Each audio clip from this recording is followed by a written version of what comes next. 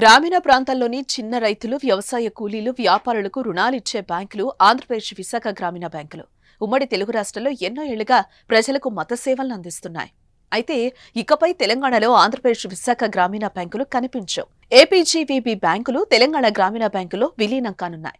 గ్రామీణ బ్యాంకుల్ని మరింత పటిష్టపరిచే ఉద్దేశంతో కేంద్రం ఒకే రాష్ట్రం ఒకే గ్రామీణ బ్యాంకు నినాదం నేపథ్యంలోనే విలీనం జరుగుతోంది. మొత్తం తెలంగాణ వ్యాప్తంగా 493 ఏపీజీవీబీ శాఖలు టీజీబీలో విలీనమవుతాయి. ఈ విలీనంతో రాష్ట్రంలో తెలంగాణ గ్రామీణ బ్యాంకు శాఖలు 435 నుంచి 928కు పెరగనుంది. అలాగే 30,000 కోట్ల వ్యాపారం కాస్త 70,000 కోట్ల వ్యాపారంతో వినియోగదారులకు టీజీబీ సేవలు అందించనుంది.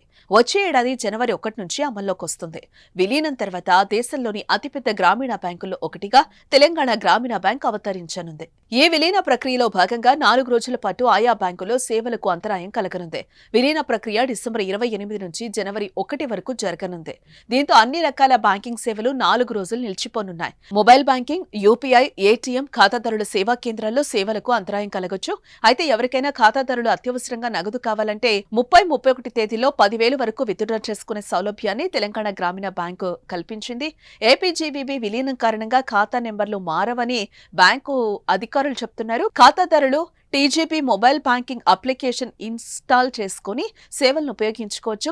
Account number TGB UPI register చేసుకోవాలి. ఉమ్మడి ఆంధ్రప్రదేశ్ లో వరంగల్ ప్రధాన కేంద్రంగా ఏపీజీవీబీ 2006 మార్చి 31 ఏర్పడింది. తెలంగాణ ఆవిర్భవించిన 2 రాష్ట్రాలకు ప్రధాన కార్యాలయంగా ఇది కొనసాగుతోంది.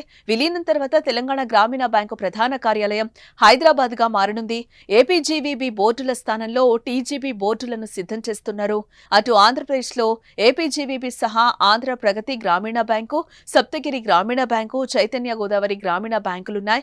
ఇవి కూడా ఏపీజీవీబీలో త్వరలోనే విలీనం కానున్నట్లుగా తెలుస్తోంది.